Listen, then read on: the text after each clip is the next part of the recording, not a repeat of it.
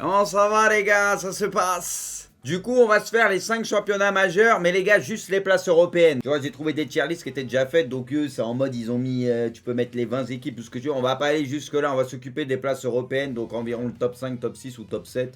Je vous fais voter, comme ça, on a votre classement, et moi, après, bah, j'intervertis, et je dis, bah, moi, je suis pas d'accord avec vous sur ça, je verrai plus eux un peu plus haut, et ainsi de suite. On fait comme ça? Bah, là, c'est pour la première place, donc ça sert à... Les gars, on est tous d'accord pour dire que la première place, elle va se jouer entre le Real, le Barça, l'Atlético Séville. Personne va forcer à dire il y a le sous-marin jaune, il va faire une dinguerie, il va être champion cette année. On est d'accord dessus? Non, parce qu'il y a toujours un mec qui veut faire l'original. Ah non, moi je vois Retafe cette année finir devant le Real Madrid. Alors c'est Real largement.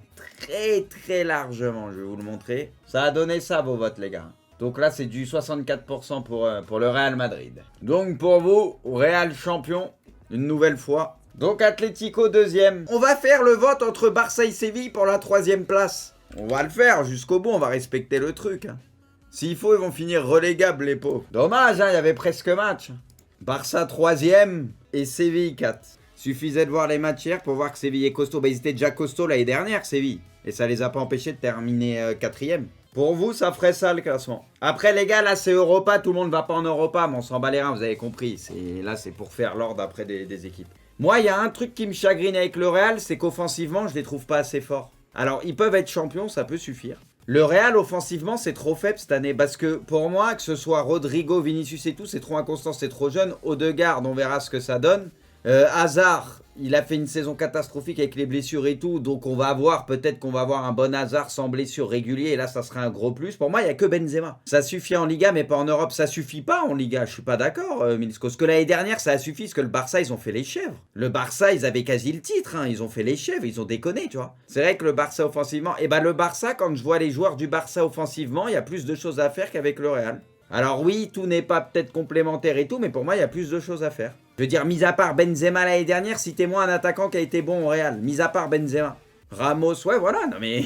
On est d'accord, il y a juste eu Benzema. Et j'ai peur que ce soit la limite du Real cette année. Ça va beaucoup dépendre d'Hazard pour moi. Si t'as un Hazard qui est sérieux, qui se pète pas, machin, et que t'as un bon Hazard, ça va changer la donne. On n'est pas sûr de ça, ce que je veux dire. Du coup, j'hésite vraiment. Je vois le Barça champion. Pour la raison que je viens d'évoquer, je pense que le Real offensivement n'est pas assez armé. Et je pense que ça va leur jouer des tours. Je vois le Barça champion. Je vois une saison équilibrée entre les deux, un peu comme il y a eu la saison passée, mais le Barça qui termine devant. Mais après, si le Real termine devant le Barça, ça me surprendra pas. Hein. La vérité, j'hésite, mais vas-y, moi je mets Barça un petit peu devant. Et je pense que cette année, offensivement, le Barça, ça sera un peu mieux. Ça sera pas une grosse équipe encore cette année, c'est sûr.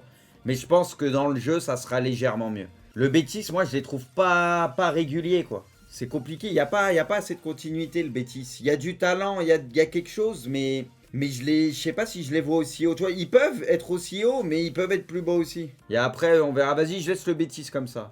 Bon, on a à peu près raccord au final, à part pour le titre. Je pense que sur la durée, dans un championnat comme ça, vaut mieux avoir une meilleure attaque qu'une meilleure défense. C'est mon avis. Les gars, est-ce que déjà on est d'accord que ça va jouer entre le Real et le Barça? Entre le Real... je suis matrixé. Entre City et Liverpool. Est-ce qu'on est d'accord que le titre, on met que eux deux, les gars? Du coup, vous êtes très très large Liverpool. Enfin, 49% et City, 28%. Arsenal, 9%. Et du coup, la logique, bah, c'est qu'Arsenal, pour vous, 5e. Les gars, Leeds, c'est une bonne équipe, machin, mais arrêtez de vous emballer. Ils ont pris 7 buts en 2 matchs, les gars, calmez-vous. Mais qui les voit finir 5e, Leeds? On est sérieux, là? Bruce de... Mais non, mais ça me parle de Leeds. Leeds, moi, j'adore les voir jouer, il y a du spectacle. Mais les gars, arrêtez de les voir qualifier en Europa ou Ligue des Champions, forcez pas. Vous voyez Everton devant Tottenham. Et du coup, vous voyez Tottenham 7e. Les loups avant Leicester, vous voulez les loups avant Leicester? C'est aussi des loups, Leicester. Non, c'est un renard. C'est les Foxes.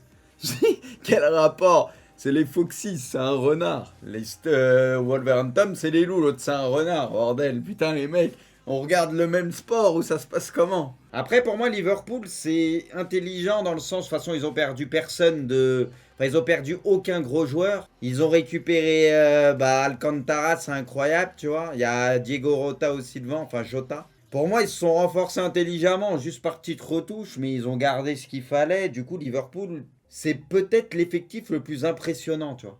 Peut-être même plus que le Bayern pour moi. Enfin, c'est pour moi le plus impressionnant avec le Bayern en tout cas. Et City, le truc, c'est qu'ils se sont renforcés derrière parce qu'ils en avaient besoin. Ouais, je vais dire Liverpool.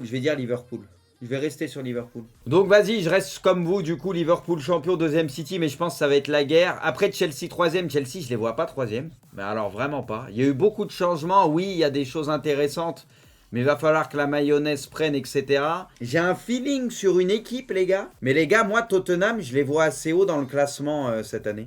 Je pense que là, il s'est passé quelque chose. Ils ont pris en plus Reguilon et tout. Tottenham, je les vois... Moi, je les vois quatrième, ouais, dans un délire comme ça. Enlève Manu nul. Oui, mais Manu, même l'année dernière, des fois, quand ça jouait... Quand ils étaient en confiance, on l'a vu. Des fois, ça jouait bien par moment, des fois moins bien. Mais il s'est quand même passé quelque chose. Il y a quand même un effectif. Même si ça joue pas incroyablement bien, ils sont casse-couilles United. Après les gars, il y a un truc à prendre en compte aussi. C'est qu'il y a des équipes qui ont la Ligue des Champions à faire et d'autres non. Ça en vrai, ça peut peser. Je sais pas, moi je pense que ça va être très serré en fait. C'est ça qui est dur. Je pense entre 3, 4, 5, 6, ça va être tendu. Il y a peut-être une équipe qui va se dégager un peu troisième, mais je pense que ça va être assez serré. Ça va pas jouer à grand chose. Les équipes, elles se tiennent, moi, je trouve. Ouais, c'est dur, hein, mais l'APL, cette année, c'est la guerre. C'est là où tu vois, c'est tellement intéressant, l'APL, ça va être le feu. Vas-y, je pars sur ça. Pour moi, Chelsea, trop de changements, donc je suis pas sûr que tout va apprendre, etc. Ça va être pas mal, hein, mais je suis pas sûr. Je pense que ça va être serré, encore une fois. Là, il y a Arsenal qui est sixième, mais je pense qu'entre Arsenal et Tottenham, il n'y aura pas 150 points d'écart. Je pense que ça va pas jouer à grand-chose. Du coup, ça va se tenir, quoi. Tu vois, Arsenal, ça me surprendrait même pas qu'il soit cinquième, voire qu'il joue la quatrième place jusqu'au bout. Franchement, cette année, ça me surprendrait peut-être même pas, tu vois. Donc là, c'est vraiment un classement comme ça, mais en vrai, pour moi, c'est trop indécis, c'est super chaud. Moi, Tottenham, quand je vois l'équipe, là, ils ont rajouté Reguilon, ils ont rajouté Bale, même si ces derniers temps, on le voit pas, etc. Moi, je pense que Bale peut apporter en vrai. Tu vois la doublette Kane-Son, etc. Tu vois qu'Ndombele, ça va mieux. Il y a des Sissoko, etc. Je veux dire, il y a des joueurs, il y a tout ce qu'il faut. Après, on sait que les Tottenham, ça joue pas toujours bien. L'année dernière, ils étaient éclatés. Premier match, ils étaient éclatés.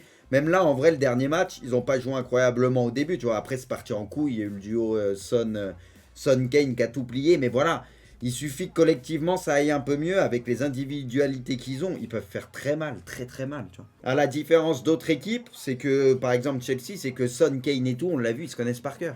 Et ça, pour moi, ça peut jouer. Ça peut jouer énormément. Chelsea, c'est comme FM. Quand tu fais beaucoup de changements, le temps que ça prenne, etc., c'est compliqué.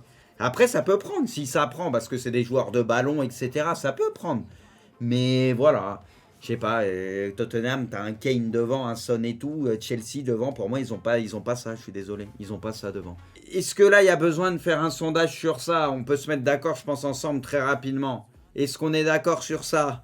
Ou est-ce qu'il y a un fou qui veut tenter le diable? Est-ce qu'on est d'accord sur ça aussi? On est d'accord sur ça aussi. Dans la continuité, Leipzig en 3, on est d'accord? Moi, Gladbach, pareil. Tu vois, Gladbach. Après, il y a qui derrière? Il y a du Leverkusen. C'était quoi l'année dernière? C'était, pour le moment, c'est exactement ça. Changeons vite de championnat. Bah, c'est bien la Bundes en vrai. Moi, il y a des championnats que je préfère, mais ça reste un bon championnat, tu vois. On reste sur le top 5, les gars, et on se prend pas la tête derrière, ou vous voulez vraiment qu'on fasse le reste? T'as Francfort, t'as Wolfsburg, Hoffenheim, bon, t'as Fribourg qui était haut, Hertha Berlin, là, tu vois, on bouge pas, c'est la même que la saison passée. Je trouve que c'est un des championnats les plus intéressants. La Serie A à pronostiquer, les gars, c'est un bordel. Un Stropole entre peut-être Juve et Inter. Moi, honnêtement, je vois la Juve championne encore cette année. Même si l'écart va peut-être se resserrer, parce qu'il y a des équipes qui poussent, je vois quand même la Juve championne cette année. Et peut-être ceux qui peuvent les titiller un peu, enfin le plus, c'est peut-être l'Inter, quoi. Si on reste honnête et cohérent, c'est peut-être l'Inter. La Lazio, ils ont fait une saison de ouf, mais bon. L'Atalanta, en vrai, s'ils gardent leur effectif, il y a un coup à jouer, je pense. C'est mon avis, hein. Je sais pas si vous êtes d'accord sur ça. Le Milan aussi, non. Le Milan peut être dans les 4. Mais sur la durée, regarde, déjà là, ça commence, il y a beaucoup de blessés au niveau de la charnière et tout. Le Milan, je pense pas pour le titre, on va pas abuser. Tu vois. Alors que j'adore là, c'est Milan. J'aimerais pouvoir te dire qu'ils peuvent jouer le titre, mais bon. J'espère me tromper, hein, j'aimerais bien. Mais voilà, pour moi, l'Atalanta, avec l'équipe qu'ils ont, ce qu'ils ont, etc., ce qu'ils ont fait, c'est une équipe capable de marquer tellement de buts facilement et tout. Naples, ouais, mais Naples, ils ont fait une saison de merde la saison passée. Je sais pas, Naples, je trouve, c'est un petit peu en perte de vitesse, moi. Voilà votre classement. Bon, moi, les gars, j'ai déjà donné mon avis. La Juve, je les vois encore quand même champions. Ok, je vois la Juve, même si pour moi, ça se resserre encore de plus en plus. On l'a vu un peu déjà la saison passée. Est-ce qu'il y a des équipes qui vont pousser, qui se renforcent? Mais je vois la Juve. L'Inter, je trouve que c'est quand même une équipe qui est montée en puissance. Il y a de quoi faire. Donc, je pense que l'Inter, ça reste pas mal. Donc je les vois aussi deuxième. Après moi la Lazio perso, j'ai envie de les enlever du top 4. Je sais pas à quelle position je vais les mettre, mais je vais les enlever du top. Je les vois pas dans le top 4 cette année. Ils peuvent, hein, mais je les vois pas forcément dans le top 4. En fait, pour moi, la quatrième place, là, ça va jouer entre l'AC Milan et Naples. Tu parles de confiance avec Naples qui a eu une saison compliquée la saison passée. Est-ce que tu surfes là-dessus et tu te dis que le Milan, ça fait très longtemps qu'ils n'ont pas perdu, ils sont en confiance. Même si c'est pas toujours incroyable, ils ont quand même, ils sont en confiance. Du coup, je me tâte entre les deux. Je vais être objectif, les gars. Vraiment, je me tâte. J'hésite pas parce que si jamais je mets l'AC Milan en 4, c'est vraiment que je le pense. Mais voilà, j'hésite. Là. Franchement, c'est compliqué. Naples, Milan, c'est l'effet Zlatan. Mais il n'y a pas que Zlatan, les gars. Pareil, il faut regarder. Il faut voir ce que Rebic faisait, ce que Çalhanoğlu fait depuis un moment. Qu'ailleurs et Romagnoli. Bon, là, malheureusement, il y a des pépins et tout. Il y a Romagnoli qui est blessé. Mais il faut voir la charnière, ce qu'elle fait. T'as Donnarumma dans les buts. T'as Benacer Kessié. C'est un duo qui a très bien fonctionné. Faut voir Théo Hernandez. Arrêtez de résumer à un joueur, les gars. Vous résumez à un joueur. En mode, il y a Ibra et le reste, c'est de la merde. Et arrêtez un peu de dire ça aussi. Je sais pas, moi. Naples, beaucoup plus structuré. Oui, mais l'année dernière, ça n'a pas été structuré. Je vais surfer sur la confiance et mettre l'AC Milan devant Naples. Ça va jouer à pas grand chose, mais je vais surfer là-dessus. La Lazio, pour moi, la Roma cette année, pour moi, c'est pas fou. Donc la Lazio, pour moi, c'est devant la Roma. Et il faudra voir même la Fio et tout. La Roma, je sais pas où ils vont finir cette année, mais je les sens vraiment pas. Du coup, pour moi, les 6 premiers, c'est ça. Tu vois, l'ordre peut changer un peu. Tu vois, Naples, en vrai, s'il faut, ils vont faire une grosse saison comme ils ont fait ces derniers temps, mis à part la saison passée. Ils vont finir 3e du championnat, tu vois, c'est possible. Milan peut faire 5e. La Lazio, s'il faut, ils vont accrocher la 4e place. La PL et la Serie A, c'est super intéressant. Parce que quand tu galères comme ça, que tu hésites entre 3-4 équipes pour les places européennes, tu vois, c'est bon signe. Bon les gars, la première place, ça bégaye ou il y en a, ils vont faire en mode je sais pas quoi. C'est bon les gars, on est tous d'accord sur ça. Il y en a pas, ils vont dire ah, ils ont perdu leur premier match. Oh, ils vont peut-être jamais rattraper leur retard. C'est bon, on est d'accord. La Ligue des talents, de fou. Ça donne Marseille en 2 et c'était Rennes derrière qui était le plus voté. C'est assez serré, mais devant l'OL. Et Lille derrière, du coup. Du coup, bah, ça sent pour vous Lyon au pied du podium. Donc pour vous, ça c'est le top 5. Là, quand on est en train de faire les trucs, parce que toujours facile de dire oui, c'est un tel qui va être deuxième, un tel troisième. Mais oui, mais t'enlèves qui dans ces cas-là? Parce que tu vois, tu vois là par exemple, la Ligue 1, c'est l'exemple type. C'est comme la Serie A. C'est comme la PL. En vrai, le championnat, au niveau du suspense, il est incroyable aussi. Donc pour vous, ça fait ça, quoi. Franchement, c'est un bourbier, notre championnat. Ah ouais, bah non, mais je vais pas faire toute la suite, les gars. Mais si vous voulez, bon, vas-y, je mets Nantes derrière. Puis voilà, on est tous d'accord là-dessus. On laisse Nantes là. Et puis voilà, ça clôt le truc. C'est pas grave. Si c'était ça qui vous dérangeait, on fait ça. En fait, en étant honnête, t'as Paris qui est... Bon, Paris, on les compte pas. On a dit déjà ce qu'il y avait à dire. Derrière, pour la 2 et 3e place, c'est tendu parce que... Pour moi, Marseille et Lyon, t'es obligé de les laisser, enfin pas de les laisser obligatoirement, mais qui rentrent dans la discussion, tu vois. Parce que Marseille, déjà l'année dernière, ils ont fait leur saison, etc. Lyon, même s'ils ne sont pas qualifiés en LDC, ça reste Lyon, même si ces derniers temps, ça joue pas forcément incroyablement bien. T'es obligé de respecter Lyon quoi qu'il arrive. Du coup, eux, ils sont obligés d'être dans la discussion. Peu importe si tu les mets ou pas, t'es obligé d'y réfléchir en tout cas. Après, pour moi, ceux qui ont le plus de chances de finir sur le podium à part eux, Rennes, ce qu'ils font, c'est relou à accepter à dire, mais c'est vrai qu'il y a quelque chose, c'est quand même intéressant. Lille, moi j'aime bien, même si pour moi, on l'a vu contre Marseille, pour moi ils ont déglingué Marseille, mais ils n'ont pas été assez tueurs. Mais Lille, ça travaille très bien, etc. Pour moi, Lille, c'est fort. Donc Lille, t'es obligé d'y penser. Et pour moi, derrière... Montpellier, devant, tu vois, même avec Delors, Laborde, Savanier et tout, tu vois, c'est incroyable, mais je pense que sur la durée, à un moment, il suffit qu'il y ait 1 ou 2 pépins avec des blessures. Montpellier, c'est super ce qu'ils font. Je les vois pas être capables, tu vois, d'aller bien plus haut. Ils peuvent finir, tu vois, par exemple, 5e, un truc comme ça, mais je pense que c'est leur limite, tu vois. T'as une équipe qui peut venir casser les couilles dans les 4 équipes, dans les 5 équipes en bas.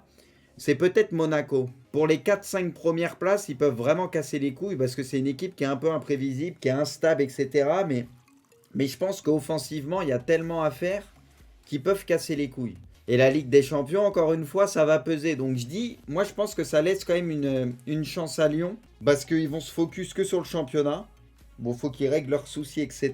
Mais du coup, Lyon, ils ont peut-être un vrai coup à jouer là-dessus. Ça, c'est dur. Moi, franchement, je voyais Marseille-Lyon encore, moi, sur le podium en début de saison, c'est pour vous dire. Et là, je vais peut-être changer mon truc, tu vois. Saint-Etienne, tu les sous-estimes trop. Non, mais c'est vous qui surestimez, les gars. Ils font un très bon début de saison, mais les gars, il y a une différence entre faire un bon début de saison et avoir quelque chose de cohérent depuis quelques temps et capable de jouer les premiers rôles. Je pense que Saint-Etienne, c'est en dessous de certaines équipes, même s'ils peuvent faire une bonne saison. Ils ont une bonne petite équipe, là ça tourne bien, mais les gars, arrêtez de croire que ça va être comme ça toute la saison et qu'ils vont rouler sur tout le monde. On les met dans la discussion, tu vois, mais pour moi, pour les places en Ligue des Champions, déjà, j'y pense même pas à Saint-Etienne. Donc à partir de là... Voilà, après que Saint-Etienne finisse 5e, 6e ou quoi, s'ils font une bonne saison, pourquoi pas, tu vois, tranquille. On verra ça. Mais je peux me tromper, les gars, je peux me tromper. S'il faut, Saint-Etienne, ils vont finir champion de France, peut-être. Les gars, il n'y a que ceux qui font rien qui peuvent pas se tromper. Forcément, tu fais quelque chose, tu prends des risques, tu vois. C'est trop dur à pronostiquer, la Ligue 1. On a fait l'APL, la Serie A, qui était dur. La Ligue 1, c'est impronosticable.